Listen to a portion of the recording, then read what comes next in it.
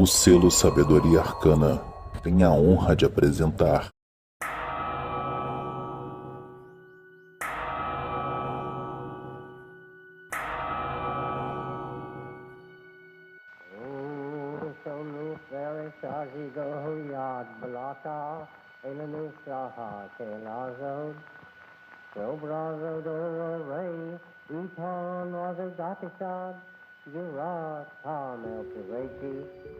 Olá, corações cingidos pela serpente.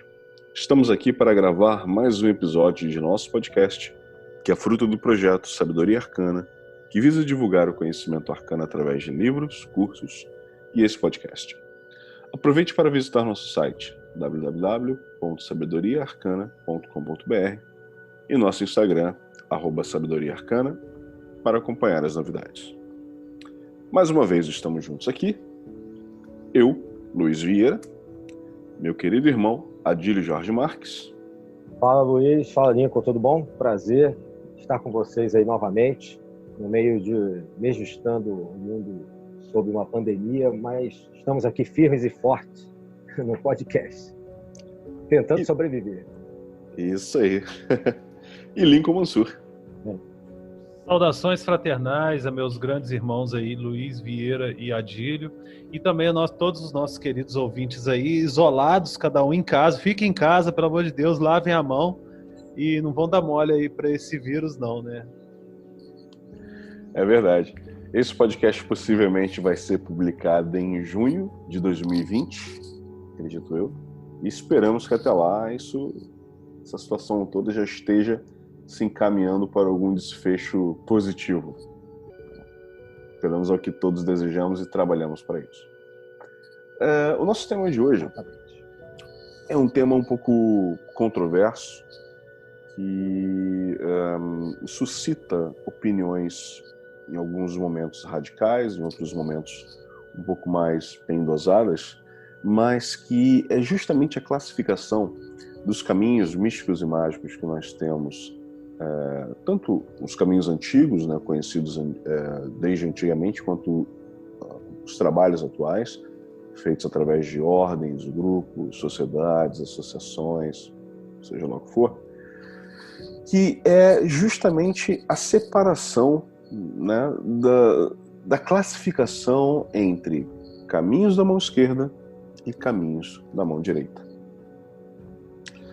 Essa é uma classificação que eu enxergo como uma classificação um pouco mais moderna, apesar de que nós temos indícios de que isso já existe desde a antiguidade, mas antigamente haviam outras nomenclaturas, né? A gente ouvia falar, por exemplo, da fraternidade branca e dos irmãos negros e por aí vai, né?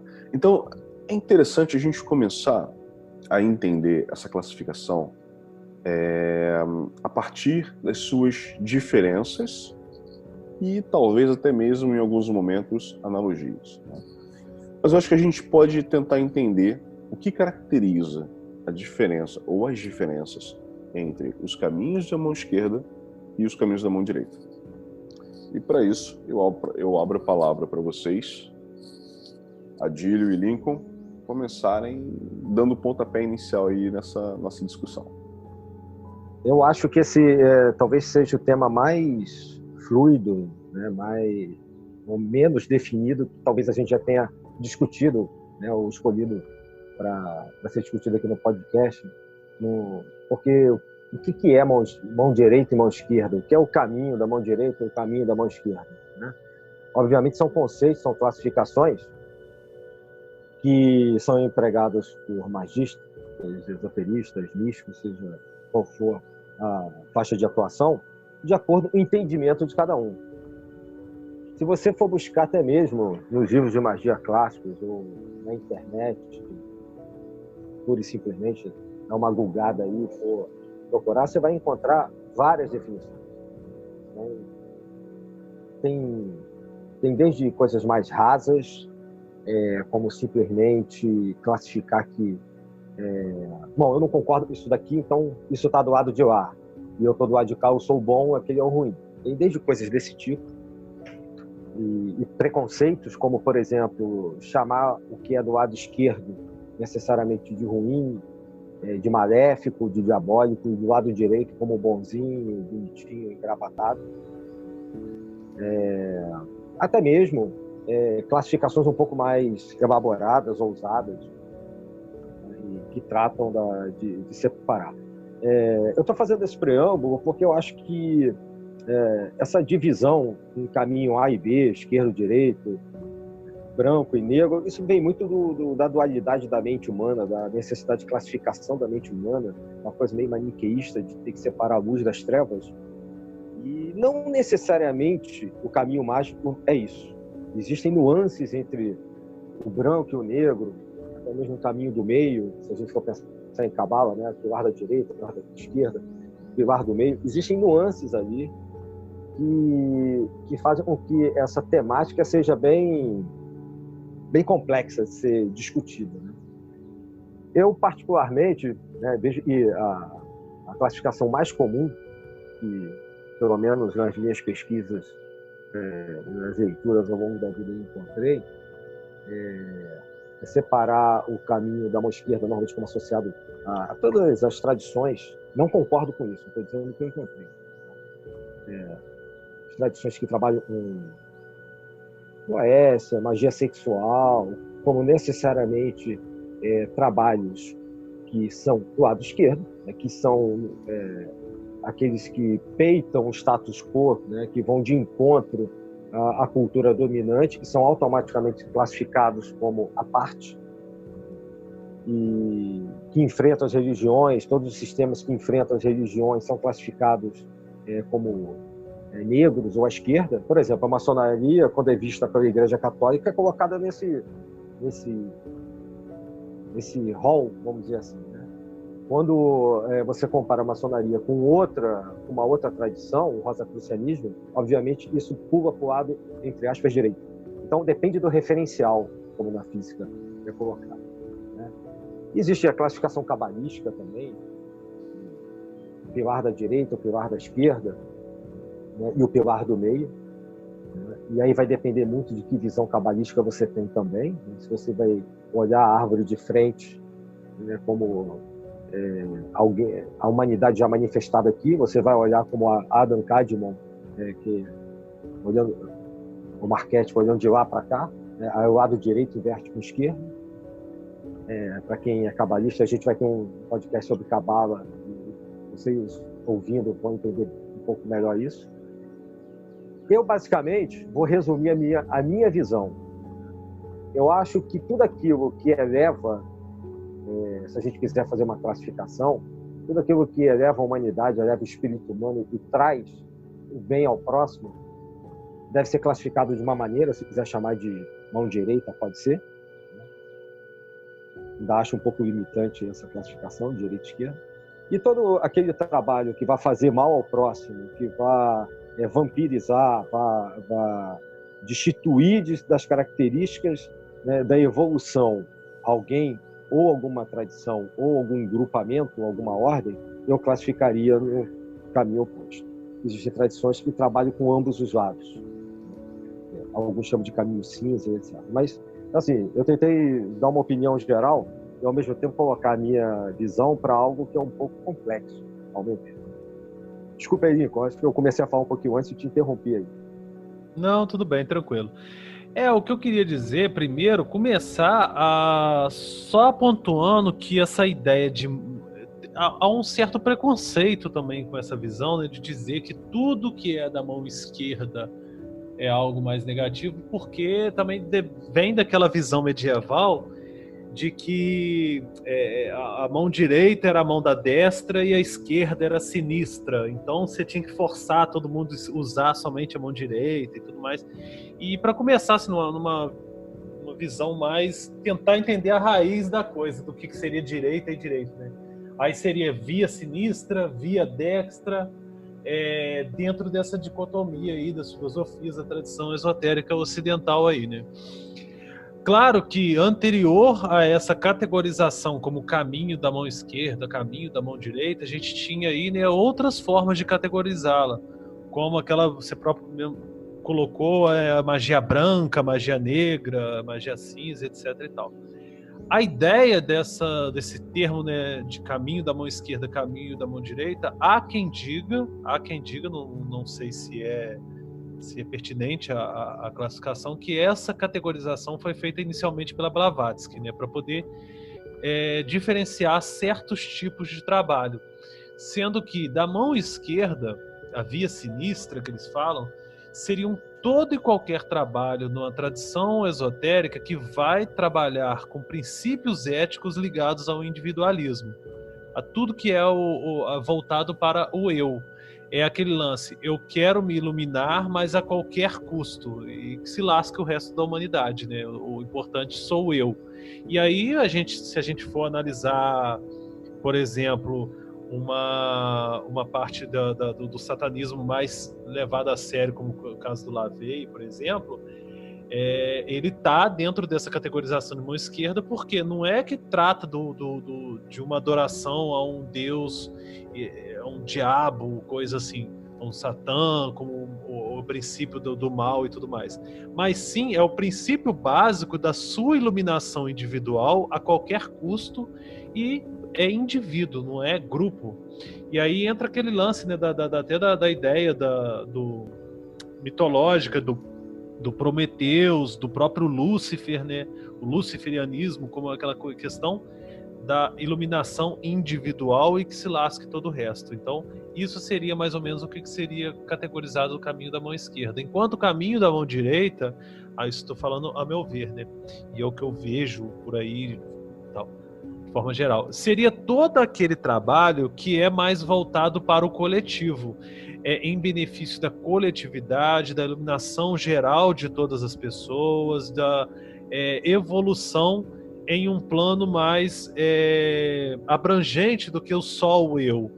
E até mesmo, em certo ponto, né, do autossacrifício em promover um benefício para um grupo, todo um grupo, né, toda a humanidade e tudo mais. E assim seria mais ou menos uma classificação do que seria mão direita e mão esquerda na visão de alguns esotéricos, pensadores e tudo mais, né? Interessante, são interessantes os pontos que vocês levantaram. Eu vou começar primeiro por uma coisa que o Mano Lincoln comentou que eu achei interessante e até engraçada, que era que antigamente, né, quem usava a mão esquerda para fazer qualquer coisa, basicamente os canhotos, eram classificados como tendo alguma ligação com o demônio, né? Ainda tem isso hoje. Eu tô lá coladinho com ele, então, sou canhoto de pai, mãe, madrinha de batismo. Para vocês verem, né? E uma questão que o Monadilli comentou, né, que é o que tem a ver com o caminho da mão direita, aquilo que eleva, e aquilo que tem a ver com a mão esquerda seria aquilo que causa o mal ou causa vampirismo e tal. Eu gostaria de levantar um ponto que eu acho importante, que é a classificação, por exemplo, indo pro Tantra Yoga, né, que muita gente hoje em dia, quando ouve o termo Tantra Yoga, já pensa automaticamente em sexo. Na verdade, isso é justamente de uma das classificações, né? Existem, na verdade, duas classificações para o Tantra Yoga, que é o Dakshini Tantra, Dakshini Marga, ou Marg, Tantra Yoga, e o Vama Marg, Tantra Yoga. Então, o Dakshini seria o caminho da mão direita e o Vama Marg, o caminho da mão esquerda. A grande diferença entre esses dois caminhos, basicamente, é o uso da energia sexual. Então, o Dakshini Tantra, basicamente, ele utiliza a yoga, né, o caminho da yoga, para o avanço do homem, né, para o avanço espiritual, o crescimento espiritual do homem. E o Vama Marg Tantra Yoga tem o mesmo objetivo. A única diferença é o caminho pelo qual é trilhado, porque se utiliza a energia sexual para o despertar da Kundalini, né, ativando todos os chakras e tal. Então, o objetivo é o mesmo. Os métodos são diferentes, mas o objetivo é o mesmo. Então, eu acho que essa classificação hindu, eu acho muito interessante, porque traz a visão de um mesmo objetivo, um mesmo caminho, mas utilizando métodos diferentes, né? Então, aí eu coloco em contraponto a declaração, né, ao que o Manandili falou, com essa classificação do Tantra Yoga, né? Porque eu vejo que nós temos exemplos de caminho que são denominados de mão direita e mão esquerda, mas que, na verdade, não tem essa conotação de bom e mal, ou egoísta e altruísta, ou positivo e negativo, mas apenas métodos diferentes. Inclusive, tem um livro que eu gosto muito, que é Siddhartha, de Hermann Hesse, que fala justamente sobre isso, né? Fala de uma pessoa que tem um caminho completamente diferente, digamos assim, de Buda, mas que ele consegue alcançar o mesmo ponto, né? Um praticando a ascese espiritual, a meditação, yoga e tal, e o outro vivendo no mundo terreno, mundano, digamos assim, né? E aí eu me lembro novamente de um outro livro, que é a Autobiografia de um Yogi, do Paramahansa Yogananda, onde ele fala de um dos mestres dele, que quando esse mestre dele é contactado por um dos avatares, né, um grande mestre realizado espiritualmente, esse grande mestre coloca para esse mestre dele que naquele momento a missão dele é mostrar para as pessoas que havia possibilidade da prática e a vivência do yoga, mesmo vivendo no mundo cotidiano, com um trabalho, com esposa ou com marido, e com filhos, tendo uma casa para cuidar, tendo dinheiro para ganhar, tendo pão para comprar e contas a pagar, né?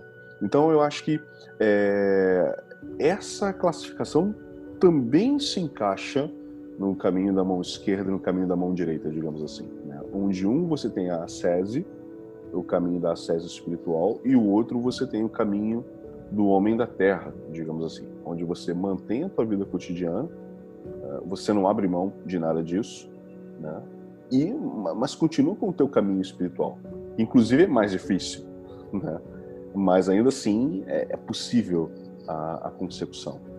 E eu concordo também com vocês, né, dos porquês de existirem essas diferentes nomenclaturas. Ocidentalmente, a influência da Igreja, né, da Igreja Católica, realmente é muito grande, e a gente tem essa coisa da visão daquilo que tem a ver com Deus e daquilo que tem a ver com o demônio.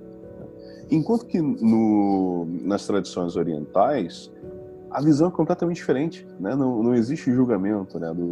Uma coisa é boa, outra coisa é má, né? São apenas métodos, são apenas caminhos para alcançar uma consecução. O que vocês acham disso? O que na visão de vocês caracteriza essas diferenças? The Queen of Light took her bow and then she turned to go. The Prince of Peace embraced the gloom and walked the night alone. Dancing in the dark night, sing to him more. The Dark Lord rides in force tonight, and time will tell us all. Throw down your blindfold, rest not to lock your home. Side by side, we wait the night of the darkest all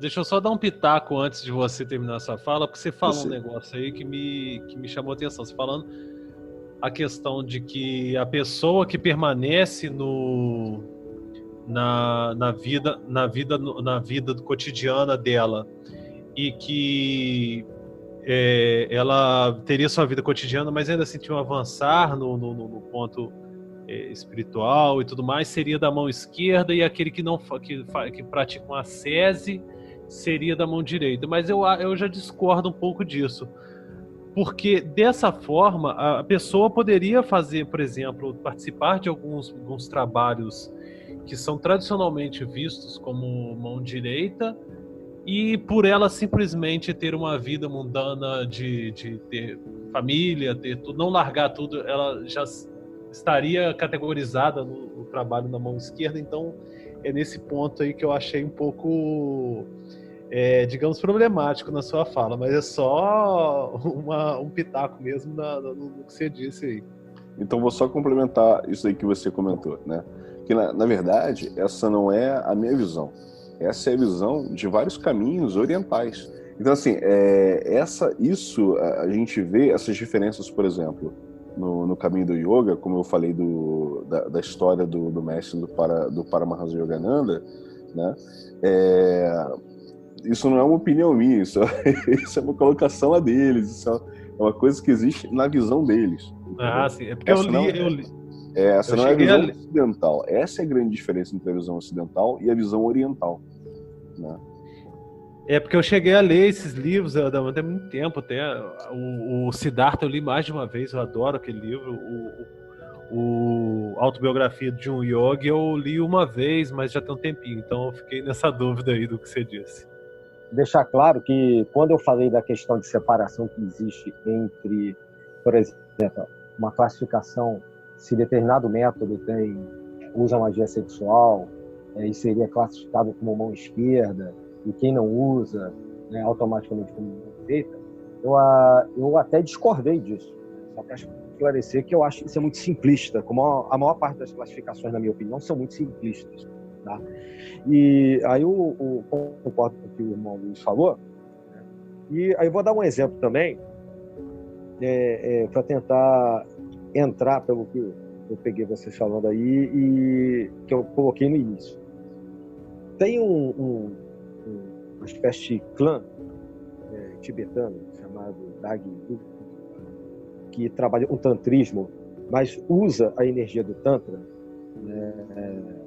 energias yoga sexual, etc. e tal, na ideia de manipulação do próximo, e esse tipo de manipulação trabalhar, por exemplo, com sistemas de governo. Tanto que quando você vai fazer uma análise, por exemplo, de inspirações do nazismo para determinados rituais, símbolos e práticas das várias ordens que apoiavam, ordens mágicas que apoiavam o nazismo, no tempo que ele teve atuante, você vai ver que há influência dessa ordem de tantrismo negro do Tibete dentro desses trabalhos. Tá? Ao mesmo tempo, o Luiz colocou aí, você pode trabalhar com tantrismo apenas para a sua evolução espiritual e para a ajuda, inclusive, do próximo, sem ter que manipular nenhum tipo de governo, sem ter que perseguir judeus, sem ter que fazer toda aquela barbárie que o nazismo fez. Então, o problema está no fato de usar magia sexual ou em como se usa a ferramenta que você tem. É a mesma coisa o caso da magia. O que é magia branca e o que é magia negra? Os mesmos símbolos que tem um, tem no outro. A forma como você os utiliza é que a parte ética, né, como você vai trabalhar aqueles símbolos é que vão determinar se você está mais para um lado ou mais para o outro. Não importa se vão chamar de mão direita ou mão esquerda. Então, eu queria categorizar isso, porque mesmo dentro da história, isso vem desde a antiguidade sendo praticado, inclusive dentro do xamanismo você tem classificações assim, né? O Lincoln colocou bem lá no início essa questão aí que a própria igreja, somente durante a Idade Média, da longa Idade Média, imprimiu como tipo de dualismo conceitual, separar, né, quem é um bonzinho, quem é um mau, etc., né? Mas a coisa é um pouco mais complicada do que parece. Mesmo levando em consideração essa questão se você está trabalhando, por exemplo, com a matéria ou não. Porque a alquimia, por exemplo, também tem a via seca e a via úmida, né? Ambas trabalham com a matéria. A via seca é considerada um caminho esquerdo por muitos, porque é rápida, contundente e muito mais perigosa do que a via úmida, que é categorizado como pilar direito, o caminho do lado direito, mas nem por isso deixam de ser complementares. E é um processo que, obviamente, trabalha também com a matéria, mas tem a ver com a evolução espiritual, e todo mundo sabe disso. Eu concordo em vários pontos que você colocou aí, Mano. Inclusive, essa coisa que você falou aí de uma determinada seita tibetana, né, realizando influência sobre governos, né? Aí me vem à mente, inclusive, durante o período da Segunda Guerra Mundial, onde os líderes do Terceiro Reich prestaram muita atenção, né, ao estudo da prática oculta do Oriente. E aí havia, inclusive, essa sociedade Thule, né, e onde o pessoal da SS era envolvido, né? E tinha um cara, inclusive, que foi o responsável por apresentar a Hitler e a Hess, se eu não me engano, que era um dos companheiros de Hitler, algumas coisas do Oriente. Rudolf né? Hess. Isso, Rudolf Hess. Foi um cara chamado Karl Haushofer, que levou, né, que apresentou a Hitler o mosteiro da seita Bonpo, né, um dos mosteiros da seita Bonpo, que ficava situado nos Himalaias, e justamente essa seita Bonpo que levou essas práticas desse budismo tibetano, que era um budismo muito mais antigo, eles classificam como budismo pagão, não sei como seria essa classificação, mas é uma coisa mais voltada não para o budismo como a gente conhece hoje em dia, que segue os ensinamentos dos Budas, né? Mas um caminhar diferente, uma visão diferente da realidade. E essas práticas desse budismo Bonpo que foram introduzidas na SS se tornaram técnicas mágicas utilizadas para a manipulação dos governos e das forças ocultas naquele momento da Segunda Guerra Mundial. Esse é um excelente exemplo do que a gente pode classificar como um caminho da mão esquerda. Sim, onde os propósitos é que ditam realmente se é algo bom ou mal, se é algo da mão esquerda ou se não é algo da mão esquerda, porque aí a gente transcende um pouco essa classificação, né? A gente não pode ser simplista, como você mesmo falou, Manageli, da gente colocar, não, tudo que é da mão esquerda é mal, tudo que é da mão direita é bom. Porque se a gente pegar, por exemplo, a classificação que eu falei do tantrismo oriental, onde é só uma classificação, né? Vama Marg trabalha com energia sexual, Dakshini Marg trabalha só com a técnica de yoga, sem prática sexual. Não existe classificação de bom ou mal. Mas aí quando a gente vem para o Ocidente, a gente começa a ver que essa dicotomia entre bom e mal e esquerda e direita fica muito mais patente, né? E aí a gente entra nos exemplos de grupos e ordens que são vinculados à mão direita e à mão esquerda, e a gente começa a ver que os propósitos são muito mais bem definidos e facilitam muito mais a compreensão de qual caminho aquela ordem ou aquele grupo pertence, né? Vamos dar um exemplo. Se a gente for pensar em questão religiosa, né? Tá. Se a gente pegar, por exemplo, uma igreja de Satã, né? Church of Satan, assim, claramente é uma religião voltada para o caminho da mão esquerda, porque os propósitos são, se a gente for classificar dentro dessa visão, são propósitos egoístas, né? O trabalho e a exaltação do ego, né? Não tem aquela visão de que o bem maior, né? Uma busca por crescimento espiritual através de uma ascese mística ou práticas espirituais que expandem você, né? Expandem a tua percepção da realidade, envolvendo outras pessoas, percebendo que você não é um ser isolado, mas sim faz parte de um todo. Aí a gente consegue entender que essa classificação da mão esquerda se encaixa muito bem numa religião como essa. E aí, se a gente pega, por exemplo, uma religião gnóstica, dá um exemplo do gnosticismo como religião, que é você ter uma experiência do divino, né, entender que você faz parte de um todo, aí essa classificação do caminho da mão esquerda se encaixa muito bem. Isso falando de religião, mas a gente tem até as ordens, né, as ordens e os tipos de trabalhos que são feitos. Caminho da mão direita, no caso. Isso, caminho da mão esquerda. Caminho da mão direita. Caminho da mão direita, isso aí. Direita. Isso aí. E aí eu acho que fica muito mais fácil quando a gente traz pro... Porque essa visão da realidade entre Ocidente e Oriente é muito diferente, né? Porque conceitualmente, as culturas são diferentes demais, então não adianta a gente tentar encaixar muito o que a gente pensa aqui no Ocidente com o que eles enxergam lá no Oriente, né? Então, essa visão aqui do... Ainda tem isso? Justamente. Então, assim, essa visão que a gente tem aqui no Ocidente, pra gente, fica mais fácil de entender, né? De entender e classificar. Mais simplista. Sim. Mais simplista, né? Sim. Algo um pouco... Ao mesmo tempo que facilita, também, às vezes, comete... estava colocando nisso, eu acho que pode levar a se cometer alguns enganos, porque vai depender do referencial que você está usando. Mas eu acho essa questão dos propósitos é o que melhor define de tudo que até hoje a gente consegue ler na história mesmo, dentro do caminhar mágico. Eu acho que o que define melhor. E fazendo uma observação nisso que você colocou, da questão aí do Tibete, do nazismo também, só para deixar claro para quem está ouvindo a gente, que isso não é uma coisa de livro de ficção científica ou de romance esotérico.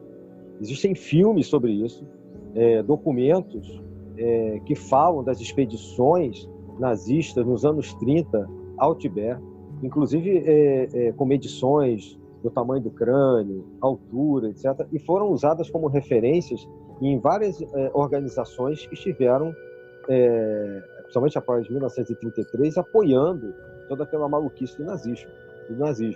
Você citou, né, no caso aí, a Sociedade Thule, né? Você tinha a Sociedade Vril, você tinha a Nenerbe, que esteve no Brasil. Existe uma foto dessa Sociedade Nenerbe aqui no Amazonas, com os índios, se não me engano é no Amazonas, com os índios brasileiros, e um símbolo da suástica entre os índios. Então, quando você tem como propósito usar aquele conhecimento mágico, místico, ascensional e tal, para, por exemplo, juntar-se a um determinado sistema de governo, de poder, para manipular pessoas, opiniões, ideias, povos, e subjugar outros povos, como foi feito, né? Um dos objetivos dessa sociedade era a perseguição, por exemplo, a maçons, ciganos, judeus, homossexuais, etc., que justamente não é coincidência que eram aqueles que eram levados para os campos de concentração, né? E por trás, né, do motivo disso tem esse tipo de pensamento. Eu acho que aí sim você pode classificar como, entre aspas, mão esquerda, né? Eu não gosto muito desse negócio de esquerda e direita, até por questões políticas, né? Tem muita gente que se aproveita, ainda mais hoje em dia a gente vê por aí um mundo de fake news e de extremismos que a gente está vivendo novamente no Brasil e no mundo. Tudo que é do lado esquerdo não presta, porque é ligado ao partido X, Y, Z, do lado direito a coisa é boa. Eu acho que eu prefiro um pouco, particularmente, é a minha opinião, né, dentro disso que a gente está contextualizando aqui, eu prefiro trabalhar, por exemplo, com branco e negro, como se fosse um tabuleiro de xadrez, sei lá, como se fossem peças de um jogo. Como a gente vê em vários livros, né, a luz, a ausência da luz, um propósito, a ausência de um propósito. Se tivesse que escolher uma, talvez eu escolhesse essa, né, do que caminho, ou mão direita e não sei o que, esquerda. Só para eu dar um pitaco aqui antes, duas coisinhas. O Bonpo, ele é uma religião que era já tradicional no Tibete antes da chegada do budismo. Ele era uma religião já meio que... o que a gente diria? Não é pagã, né? Uma xamânica, né? Xamânica, tradicional, tibetana, que depois recebeu influência forte do budismo.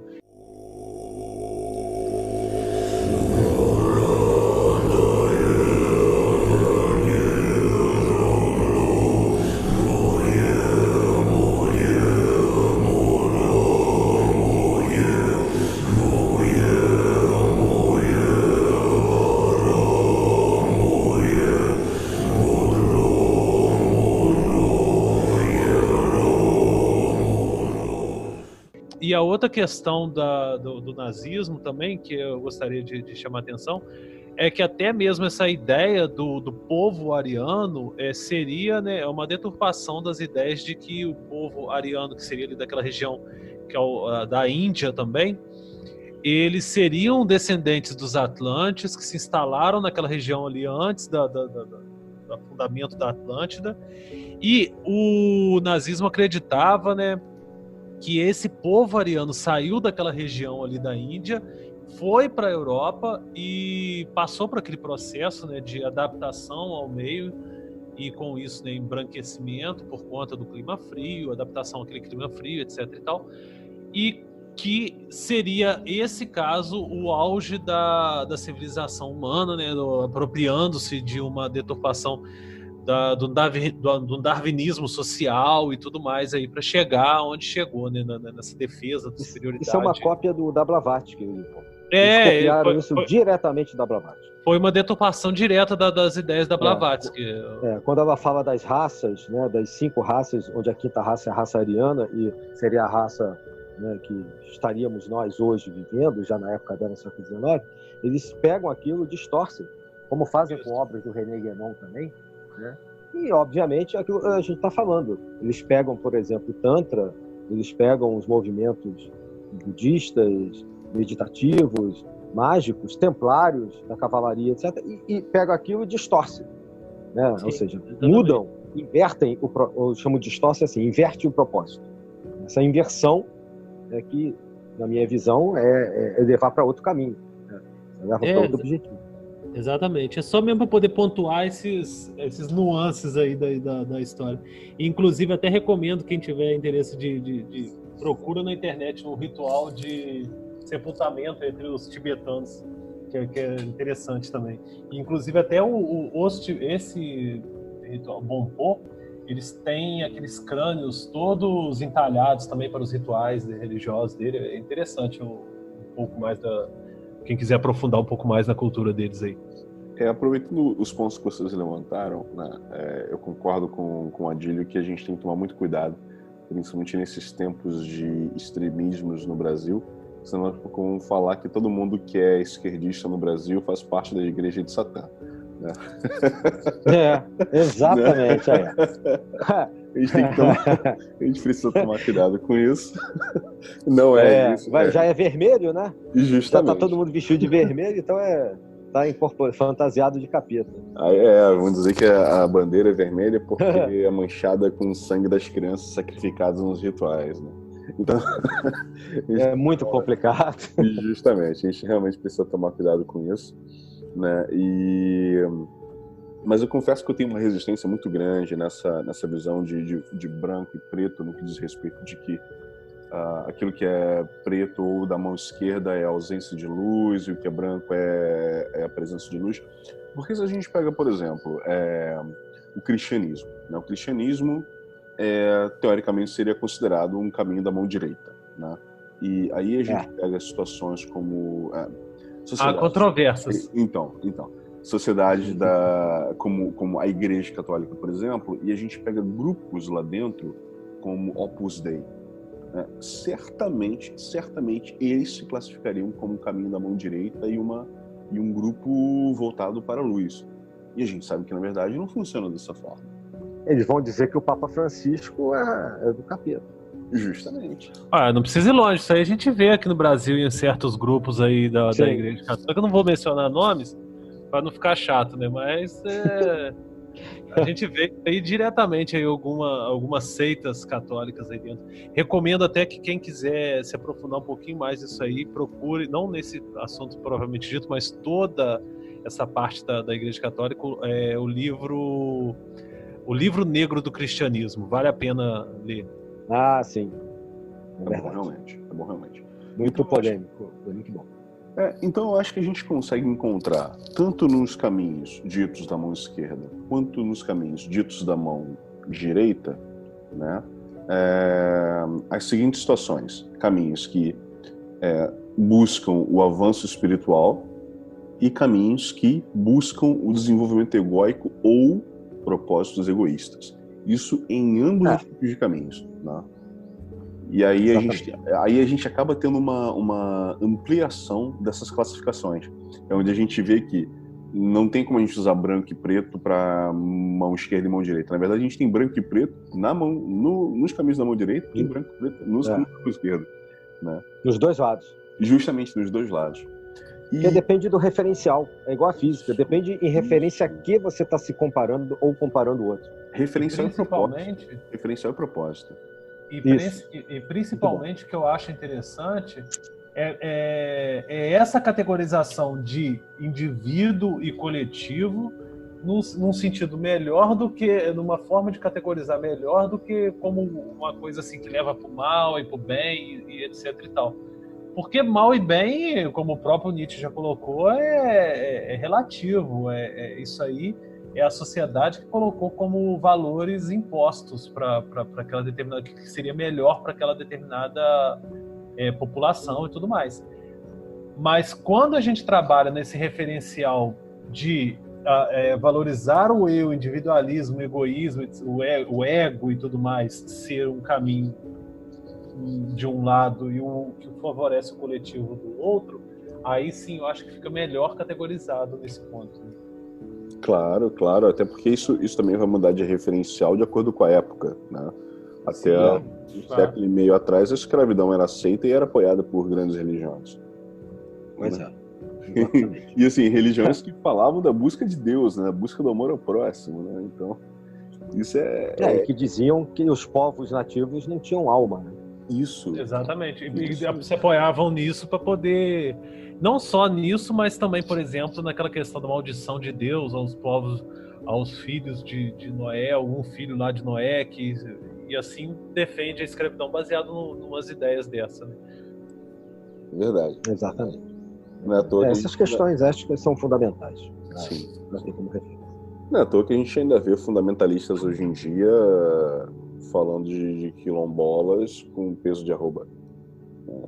Fundamentalistas cristãos. Pois é. E eles acham que estão do lado da luz, né? Isso. Realmente, é como você colocou. Né? Pensando realmente por esse lado é muito complicado. A gente agora, vê, exemplo,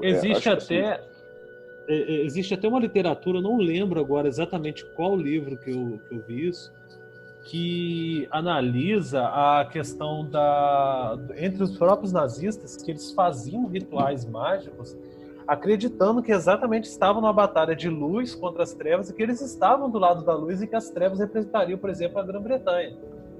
E para poder conseguir vencer essa luz, eles se apropriavam de símbolos, no caso, né, símbolos britânicos, como, por exemplo, a Távola Redonda. Eles se reuniam, a cúpula do partido da SS se reuniam numa tábua redonda, representando uma emulação daquelas lendas tipicamente britânicas por uma forma de luta de luz contra as trevas, sendo que eles se viam do lado da luz lutando contra as trevas, que seria o resto do mundo, né? Então eles é também uma deturpação desse lance aí Lembrando que a SS é uma ordem, né? Sim, assim como outras que a gente já mencionou aqui, Thule, Vril, Anneberg, né? O Sol Negro, todas essas são organizações com inspiração iógica, budista, tibetana, templárias e, na verdade, mais teutônicas até, porque eram os cavaleiros que estavam lá, mais teutônicas do que templários, né? E agora, isso que você falou é interessante, porque do lado dos ingleses, estava até comentando com o Luiz antes de você entrar, começar a gravar, do lado dos ingleses a visão era a mesma. Havia uma batalha no outro plano, né? Entre o que a John Fortune, por exemplo, chama, né, das ordens da mão direita contra esse tipo de trabalho de dominação mundial que era feita por essas organizações na Alemanha na época do nazismo. Então, durante a guerra, havia uma guerra aqui nesse plano e havia no outro. E aí eu até prometi para o Luiz, a John Fortune tem cartas que ela troca, né, com os que trabalhavam com ela nesse momento, é a Batalha Mística da Grã-Bretanha. A gente dá o nome que não tem em português, mas que mostra bem esse aspecto de um outro lado que acontecia entre ingleses e alemães em especial, e aí muita gente do lado dos ingleses, muitos que vieram da Golden Dawn, por exemplo, que estavam na Sociedade da Luz Interior da John Fortune, enfrentando essas organizações de dominação nazista. E só para a gente fazer um exercício mental, imagina só como que seria o teor desse nosso papo se, por exemplo, a Alemanha tivesse vencido a guerra. Teria sido completamente diferente todo esse Não nosso teria referencial papo. aqui. Não, Não teria papo. A gente estaria no campo de concentração já há muito tempo. Não, com certeza, já tinha morrido já há muito tempo. Mas Há num muito sentido de que se a gente, por exemplo, tivesse nascido sob uma influência dessas organizações, a nossa conversa aqui seria totalmente outra, porque os referenciais de Seria luz era completamente deturpados. É o que fala, por exemplo, é um filme, uma série de ficção baseada no livro, né? O Homem do Castelo Alto, que mostra como seria a visão do mundo se caso o outro lado tivesse ganho. Eu ia falar dessa série. Tem até um historiador famoso que ele fala, né, que a história é escrita pelos vencedores. E Sim. o referencial é de quem ganha, no final das contas, né? Sim, verdade. Sim. Essa série realmente é extremamente interessante. É ficção, mas assim, o tipo de distopia que eles escrevem acho que se encaixa muito nessa possível realidade, né? E é interessante vocês terem falado da sociedade vril e tal, que no final da Segunda Guerra, naquele movimento todo que nós vimos muitos nazistas imigrando para a América do Sul, né, fugindo dos aliados, muitos se mudaram para a Argentina. E até hoje existem grupos na Argentina ligados, tentando reviver a sociedade vril e aqueles grupos todos da época do nazismo, inclusive com livros editados. Livros que falam sobre a energia vril, sobre a hiperbórea e tal. Então, infelizmente, esse tipo de trabalho ainda existe, né? Não está tão ativo quanto naquela época do nazismo, mas ainda existe. Com certeza. A gente tem muita gente aqui no Brasil que tem essa busca pelo mundo no interior da Terra, né? A sociedade, a Terra Oca. Tudo isso era estudado por esses caras e de uma maneira meio pervertida, né? Vamos dizer assim. Só lembrando que teve um cara que a gente está falando aí do campo de concentração. O cara que coordenava o Mestre Mizraim na Alemanha foi fuzilado em Constantin-Chevillon em 1944 por ser maçom. Só para ilustrar aí o que o Lincoln falou. Verdade. Muitos místicos naquela época foram caçados e presos e mantidos em campos de concentração. Eu acho que um bom exemplo disso foi o próprio Franz Bardon, né, que foi preso e torturado. Né? Pegaram ele barbaramente. Isso aí, pegaram ele por conta das cartas que ele trocava com um dos estudantes dele, né? E pegaram ele e esse estudante, inclusive, se não me engano, Franz Bardon falece alguns anos depois, em decorrência das complicações por conta das torturas sofridas, né? Sim. Até o filho dele fala isso em cartas depois para os discípulos, né? Que até o olhar do pai dele tinha mudado pela forma como ele tinha sido torturado, etc. Sim. E tem um livro dele também interessante que ele fala meio que... Ele fala de uma ordem que naquele momento atuava na Alemanha nazista e tal, que é Frabato, se eu não me engano o nome do livro. Um livro interessante. Né? É isso mesmo. Bem legal. Só não tem editado, tem que baixar PDF, né? Infelizmente nenhuma editora lançou em português. O único livro em português dele é aquele Magia Prática, O Caminho do Adepto, que está esgotado. Está esgotado, né? Os demais livros dele só em inglês, infelizmente, né? Mas é uma referência de um grande iniciado a ser estudado. Vale muito a pena. Sim, toda a obra dele é muito boa. Sim, verdade.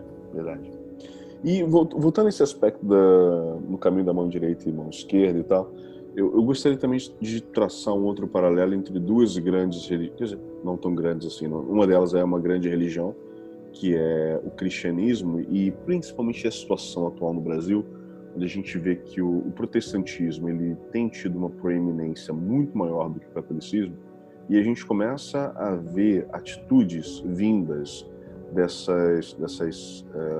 de algumas igrejas e seitas protestantes que lutam ativamente contra outras religiões, principalmente religiões afro, né? E a gente viu, por exemplo, movimentos de religiões que teoricamente seriam da mão direita, digamos assim, ostracizando, né, e atacando de forma ativa, como, por exemplo, a gente vê no Brasil, principalmente Rio de Janeiro, a gente tem visto muito isso, né? Traficantes Sim. que se tornam evangélicos, né? E vão lá no centro, no terreiro de Candomblé e expulsam a mãe de santo ou o pai de santo e os filhos de santo, destroem tudo e ainda falam que se eles voltarem para a comunidade vão ser mortos. Pedrinha miudinha, pedrinha na Luanda, lajeiro tão grande na Luanda, oh, pedrinha miudinha, pedrinha na Luanda, lajeiro tão grande na Luanda, Aí a gente vê essa dicotomia, né? Ok, seria teoricamente uma religião voltada para o bem, classificada como caminho da mão direita. E esse tipo de ação, né? Onde é que fica? Onde é que se encaixa? Né? É um tipo de comportamento que vai totalmente de encontro a qualquer procedimento ético, né? Porque a gente não pode esquecer uma coisa filosófica básica: tudo aquilo que preceitua o comportamento humano, mesmo que passe pela política, pela religião, pela educação, pela cultura, etc., né? Tudo aquilo que vai dar um segmento moral à sociedade tem como princípios norteadores uma ética. Isso que é discutido desde a antiguidade, né? Uma ética nicômaco lá de Aristóteles, etc. Então, quando você pega qualquer comportamento seu e relativiza ele, né, e se apropria daquilo como sendo algo absoluto, porque a ética tende à universalidade, mas ela varia com a época, com o momento, com o povo, né? Então, por exemplo, há 50 anos atrás, você fumar dentro do cinema, ou até menos, né? Era algo totalmente natural. Hoje, se você for fumar dentro do restaurante do cinema, vão te botar para fora, né? Então, a mesma ação vai depender do momento, da época que aquilo está acontecendo. E essas pessoas, infelizmente, por interesses próprios, né, esses movimentos neopentecostais mais radicais, você citou aí, eles, infelizmente, pegam os princípios éticos, distorcem, né, numa retórica, às vezes, muito básica, né, mas muito a seu favor, e acham, exatamente como o nazismo fazia, a partir de uma retórica muito bem construída, dependendo do povo para quem eles estão falando, às vezes, como eu disse, simplesmente uma retórica muito elementar, mas que cola, e eles usam a sua religião como forma de ataque, né? Então, na minha opinião, nada mais é do que uma distorção ética daquilo que são princípios universais, que faça ao próximo aquilo que queres e faça a ti mesmo, né? O homem ao próximo como a ti mesmo. Nada mais cristão do que isso. Só que, e aí tem não acontece. Sim. E aí tem um outro fator também, que também se a gente analisar bem a maior parte das igrejas que fazem esse tipo de prática, a gente vai encontrar, primeiro ponto, no nível assim, mais mundano, ou trabalha com questão de lavagem de dinheiro e outras coisas mais, e aí entra uma galera que tem um nível intelectual meio baixo e acaba ascendendo dentro de uma hierarquização aí dessa religião, e ao ascender acaba imprimindo a sua verdade como verdade universal e começa desse tipo de perseguição. Tem um outro ponto de vampirismo, porque aí vai se apoiar vampirismo, e eu vou dizer em duas instâncias. Vampirismo primeiro monetário, porque aí vai se apropriar dessas pessoas, dos fiéis, que a maioria tem um nível de intelectualidade mais baixo e está mais propícia no desespero e tudo mais propícia a ser, né, explorada economicamente, ter que doar todo aquele dinheiro todo mês lá e tal. E um outro nível de vampirismo, que é o vampirismo energético mesmo, né? Que aí tá ligado a toda aquela mistificação que tem do pastor e fica naquele êxtase religioso ali, doando energia para fins que não são os melhores, né? Então, a gente até pode analisar essas religiões como não necessariamente como uma religião de mão direita, porque é totalmente avesso, né, a tudo que a gente poderia dizer que seria de positivo, ela vai totalmente contra, né, tudo isso. Em contrapartida, a gente vê do outro lado as religiões afro, que são ostensivamente atacadas pelo protestantismo no Brasil, que teoricamente seriam taxadas como uma religião do mal, vinculada ao demônio, na visão dos protestantes, né? Até porque na visão deles o fato de se realizar sacrifícios de animais é uma coisa negativa e demoníaca, né? Aí a gente vê que são pessoas, normalmente, não vou dizer pessoas, mas assim, são religiões que estão muito mais preocupadas numa conexão maior com a natureza, no bem daquele meio ambiente, no bem-estar das pessoas, né? Se preocupam muitas vezes em auxiliar aquela comunidade onde elas estão inseridas, ao invés de ficar coletando dinheiro o dízimo ali dos fiéis, né? Estão mais preocupadas em prestar um serviço, muitas vezes, para a comunidade. É onde a gente vê essa dicotomia. Aquilo que seria considerado mão esquerda, tendo uma atuação benéfica muito maior do que uma religião que seria considerada como algo positivo, algo do bem, né? Mais uma vez a gente cai naquela questão da dominação do próximo, né? Você usa um viés, vamos dizer que seja, né, religioso, na tentativa do religar e etc e tal, para se aproveitar, para conseguir um benefício de cunho individualista, como acho que o Lincoln, né, um de vocês colocou no início, né? E em detrimento de todos os fiéis, ou de todos aqueles que acreditam naquilo. Isso é, na minha visão, que a gente está discutindo, acho que nós todos concordamos, né?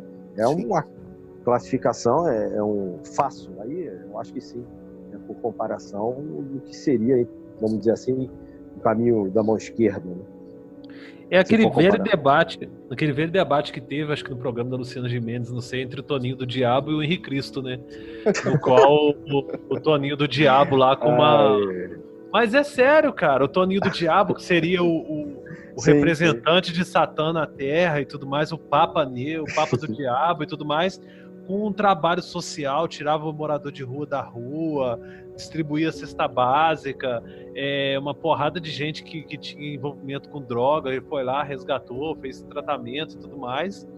E o Henrique Cristo lá dando fora nos outros, vivendo com aquele monte de mulher lá no harém, meio que coisa, e um ego inflado nas alturas, dizendo que é representante de Deus na Terra, né, cara? Isso aí Então, eu respeito muito mais esse tipo de trabalho, de tirar por exemplo, montar um centro de reabilitação patrocinado pelo Toninho do Diabo e tal, e vai lá, ajuda a pessoa que é adicta em algum tipo de droga e tenta livrar aquela pessoa do vício e transformá-la novamente em um membro da sociedade, do que aqueles centros de reabilitação que são mantidos por igrejas evangélicas que só querem pegar aquelas pessoas e transformarem em fiéis, né?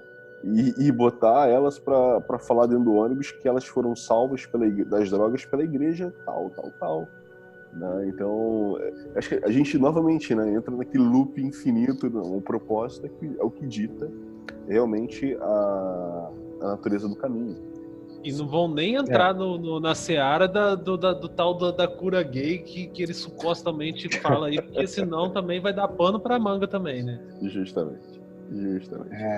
Agora, a grande dúvida que resta aí pro final, a gente já está avançando para quase 1 hora de podcast, é possível que uma pessoa que busca um trabalho espiritual, um trabalho mágico, atuar concomitante em ambos os caminhos, em ambos os tipos de tradição, ou não? Qual é a visão de vocês? Bom, eu acho que sim. Eu acho que da mesma maneira que tem gente que usa trabalho com os mesmos símbolos na magia com propostas diferentes, né? E eu acho que a alquimia ensina isso, né? Tem gente que eu acho que é muito difícil você acender uma vela para um lado e outra para o outro, tá? Na minha visão particular. Mas eu sei que tem pessoas que tentam trabalhar dos dois lados, né? Na alquimia tem gente que acha que dá para estudar via seca e via úmida ao mesmo tempo. Quem é alquimista mesmo diz que isso não dá, né? Quem olha as obras clássicas da alquimia acha isso muito complicado. Eu também acho. Por comparação, estou falando da alquimia por comparação. Então, eu acho que você tem que escolher uma metodologia de trabalho, né? Porque em alguns casos você consegue, dependendo das egrégoras, eu acho que você até consegue levar por um tempo as duas coisas, por um tempo, na minha modesta opinião. Mas dependendo como a gente citou alguns casos aqui, né? Dependendo do que você esteja trabalhando, pode haver um conflito de energias, até mesmo de questões psicológicas, de símbolos, né?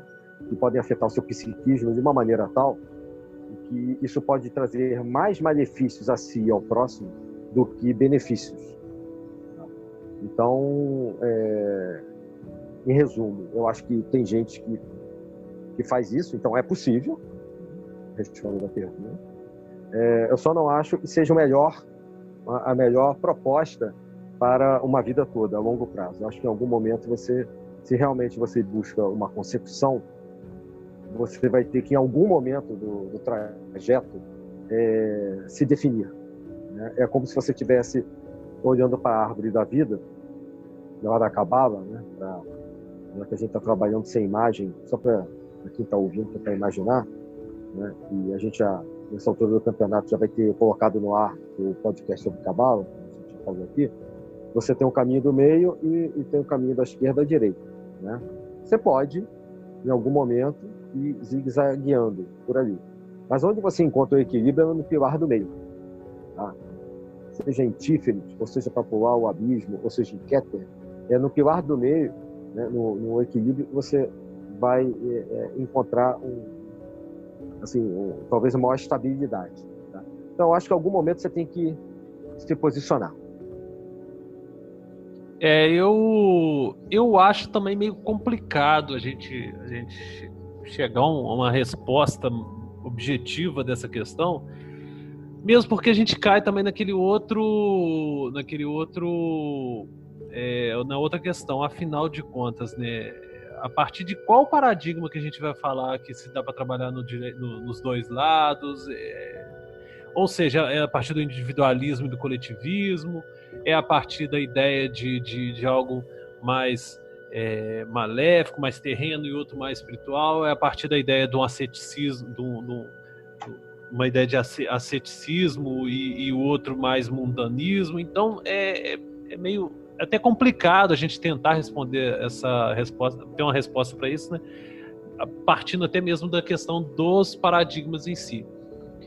É possível? Eu acho que em determinado, até como o próprio Manadir disse, até determinado ponto é possível, mesmo porque se a gente levar em consideração que de uma forma ou de outra a gente acaba tendo uma profusão, a gente acaba nesse caminhar espiritual nosso, a gente acaba transitando em vários trabalhos, né? Diferentes tipos de trabalho.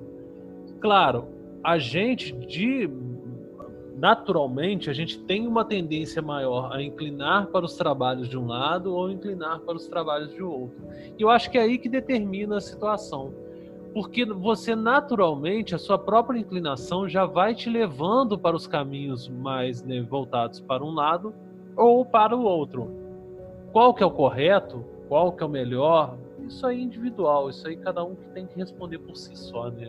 Mas até certo ponto do caminho a gente transita, até mesmo para poder conhecer, para poder a gente saber qual é o melhor caminho que melhor se adapta a nós, mas no final das contas a gente acaba inclinando para um ou para outro. Eu tendo a concordar com vocês também que, apesar da gente conseguir trabalhar durante um tempo com ambos os caminhos, chega um momento realmente que você acaba tendo que se decidir, né? Mesmo que você ainda estude o caminho X enquanto trabalha com o caminho Y, em algum momento você realmente vai ter que escolher uma via a qual você vai se dedicar, porque muitas vezes não tem como você misturar os métodos, né? Você escolhe um método para trabalhar. Exato. Né? Mesmo você tendo referências do método X aplicado sobre o método Y, o método Y vai ser o seu método primário no trabalho místico-mágico que você vai escolher. Eu acho que isso se encaixa... Até se a gente for levantar a lebre aqui da magia do caos, acho que isso se encaixa até na magia do caos, né? Porque na magia do caos, teoricamente, você pode usar toda e qualquer técnica que funcione para você, né? Mas tem sempre algum tipo de técnica que você se adequa mais, né? Eu gosto muito de trabalhar com sigilos. Não, eu gosto muito de trabalhar com as cartas do tarô no trabalho mágico. Eu prefiro trabalhar com magia com velas. Né? Você vai definir um método mágico para você, um método espiritual. Né? E a mesma coisa, como eu concordo com vocês, a gente, em algum momento, vai ter que fazer uma escolha. Acho que isso aí, quando você estuda a Cabala, isso fica claro. Né? Concordo também com você, Luiz. Eu acho que quando você estuda a Cabala, você vê que chega num ponto em que você tem que se conhecer, né? Conhece-te a ti mesmo e conhecerás a Deus e o universo, como se diz que estavam na frente da escola lá de Platão. Né? Então, onde você... Oráculo de Delfos. A partir do momento que você vai se... É isso aí. Então, quando você vai andando no caminho, em algum momento, você vai se conhecendo cada vez mais um pouquinho e você vai chegar num ponto em que você vai perceber, inclusive, que tipo de energia se adapta melhor a si, né, ao seu quadro natal, inclusive. Porque cada um de nós tem uma característica astrológica, uma característica alquímica, cada um de nós tem um tipo de vibração, e até, se você for falar, não só em termos de energia, mas se você for falar para quem acredita em outras vidas ou encarnações, você traz uma bagagem. Isso vai te conectar, em algum momento, esse somatório de coisas numa equação vai te dar como resposta, como resultado, uma afinidade, né? Algum tipo de trabalho que você vai se encontrar mais e que vai te trazer menos choques de energia também, né? E que vai te trazer menos, talvez, resultados que vai te atrapalhar nesse caminhar do que ajudar. E você tem que ter essa consciência e fazer esse filtro que serve para si, não existe uma regra geral. Pode ser que não existe uma regra geral, existe uma regra que certamente é para cada um. Inclusive tem uma frase que eu gosto muito de um poeta e dramaturgo romano, Públio Terêncio, que é: nada do que é humano me é estranho, né? Que basicamente explica que esses caminhos todos existem dentro de nós, né? E nós somos livres para escolhê-los, mas sempre vai ter algum que toca lá no fundo do nosso coração não uma referência, mas como se fosse um chamado, né? Eu gosto muito daquela frase do Dom Juan para o Carlos Castanheira no livro A Erva do Diabo, que ele fala que o caminho tem que ter um coração, né? Se não tiver coração no caminho, não tem por que você trilhá-lo, né? Todos os caminhos são válidos, mas você tem que começar a trilhar. Se aquele caminho, para você, o teu coração tá ali, cara, segue em frente, independente de qual caminho seja. Uma consonância, uma reverberação, alguma coisa que nos leva aí além, né, transcender, né? Isso aí. Bem, eu acho que a gente conseguiu discutir tudo que a gente tinha para discutir hoje, né, meus irmãos? Acho que sim. Acho que é um tema complicado. Dá muito pano pra manga, né? Eu fiquei meio preocupado, mas eu acho que a gente conseguiu... Que aí, como a gente sempre fala, nós não fechamos opinião, né? Os ouvintes, obviamente, têm suas próprias visões. A nossa ideia é só trocar uma ideia aqui em público e levar outras opiniões, né, para quem está acostumado a trabalhar com a sabedoria arcana. A gente tudo justo no lado esquerdo da força. Nosso objetivo realmente é suscitar reflexão. Isso aí. Né? Nós não fechamos opinião, não somos os donos da verdade. Isso aí. Isso aí. Então, mais uma vez, eu quero agradecer a audiência dos nossos ouvintes e a presença dos meus dois queridos amigos e irmãos, Adílio Jorge Marques, Lincoln Mansur, e deixo aí vocês para colocarem vossa última mensagem. Bom, eu vou me despedir aí de vocês mais uma vez, dos ouvintes, né? Como você falou, agradecendo, né? A gente tem tido um retorno muito legal das publicações, dos podcasts, né? A gente tem recebido mensagens até pedindo mais livros, mais cursos, e isso deixa a gente feliz, porque a gente faz um trabalho na Sabedoria Arcana já há algum tempo, já há alguns anos, com o objetivo mesmo gratuito, de trocar opinião, né, de expandir o que a gente estudou, que a gente viu ao longo de uma vida inteira com o próximo. Né? Como dissemos, não somos os donos da verdade, mas a ideia é uma troca de opiniões e a gente aprende também com aquelas pessoas que vêm não só falar com a gente nos programas, mas também que escrevem para a gente, dando suas ideias, suas propostas, seus pedidos. E, além de agradecer aí a felicidade de estar com vocês, a minha opinião final é isso. Acho que mão esquerda, mão direita, importante, como o Luiz falou, que você faça aquilo com consciência, né?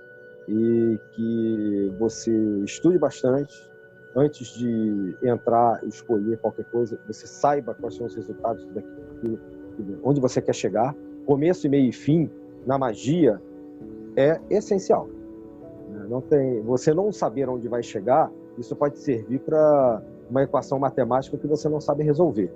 Mas no mundo mágico, você tem que saber aonde você bate na porta, saber quem já trilhou aquele caminho e saber quem chegou ao final daquele caminho, né, e como chegou. É importante saber o que você quer de antemão, né? Então, qualquer seja alquímico, como a gente falou, eu citei vários momentos aqui, né, seja na concepção, né? Eu quero a concepção com SAG, eu quero transformar chumbo em ouro, eu quero, sei lá, me projetar para qualquer coisa, eu quero ser um mestre ascensionado. Você tem um objetivo. Então, acho que somente os mais jovens, né, e a juventude traz para a gente uma certa ânsia, né, de um resultado rápido, é que os mais jovens busquem saber aonde querem chegar. Então, acho que a nossa experiência leva um pouquinho a deixar essa mensagem aí no final. É isso, meus irmãos. Um abraço para todos. Eu vou encerrar também, né, reiterando as palavras do Mano Adílio aí, né, e principalmente apoiando nos 4 pilares lá da magia, os 4 saberes, os 4 verbos da esfinge, os 4 verbos do mago, né, que é saber, querer, ousar, calar. Primeiro você tem que saber aquilo que você quer, como o próprio Mano Adílio colocou, você sabendo o que você quer, e aí já está ligando já o segundo, né, que é o querer, e você querer verdadeiramente, né, você tem que ousar fazer aquilo que você se propõe, e por fim, calar sobre aquilo que se fez, né. É importante a gente saber muito bem o que a gente quer, porque há uma série de percalços no caminho que podem ser evitados com a simples conhecimento, né? O entendimento da real coisa, que já facilita. Então, o autoconhecimento nesse ponto se torna primordial, porque se você não se conhece, você não sabe seus limites, muito provavelmente você vai acabar tomando uma decisão, um caminho que não vai ser o melhor para você, que você não vai se adaptar. Eu, por exemplo, já passei por alguns trabalhos mágicos que eu, às vezes, por insistência, ficava ali tentando e não conseguia resultado nenhum. Ou muitas vezes conseguia um resultado diverso. Aí, depois de um tempo, a gente olha, observa o que é aquilo dali por um outro ângulo, né? Como é que está aquela situação, e acaba vendo que, no final das contas, não era o melhor trabalho a ser feito para você naquele momento. Então, é importante muito ter essa consciência dos limites, esse autoconhecimento para se adaptar melhor a cada caminho que vai trilhar aí e trilhá-lo, né? Seguir nele aí, se tá dando certo, se você viu necessariamente que é o melhor caminho para você, trilhá-lo e ir até o final. Eu vou sintetizar a mensagem de ambos parafraseando o ET Bilu. Busquem conhecimento. Eu pensei no ET Bilu, mas como eu já citei ele no outro podcast, eu não queria ficar redundante. Mas ele é o cara, profeta. o cara. É o Justamente. É o profeta intergaláctico. É verdade. E aproveitando para fazer um jabazinho aqui no final, na verdade 2 jabás, né? Um deles é que possivelmente, você ouvindo esse podcast agora, nós já lançamos um livro bem recente, que são cartas de Louis-Claude Saint-Martin, são muito importantes para aqueles que estudam martinismo, querem entender um pouco mais do trabalho realizado por Saint-Martin e por seus discípulos, né? E para o rito escocês retificado também. Para o rito escocês retificado, realmente. Inclusive, e também que gravaram um podcast falando sobre o rito escocês retificado. E também para aqueles que tentam entender um pouco mais Jacob Boehme também, que faz muita referência interessante ali dentro desse livro. Ah, verdade.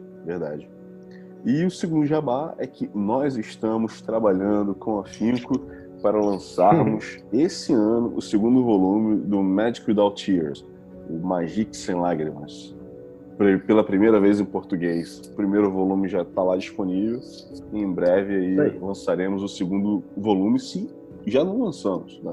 Fiquem atentos. Terceirizamos com os Umpa-Lumpas lá trabalhando freneticamente na tradução de ambos os livros e tá lá, tá saindo. O nosso trabalho é revisar a tradução dos Umpa-Lumpas. Exatamente. É isso aí, meus irmãos. Forte abraço para vocês. Mais uma vez, obrigado aos nossos ouvintes. E até a próxima. Até a próxima. Até a próxima. Valeu.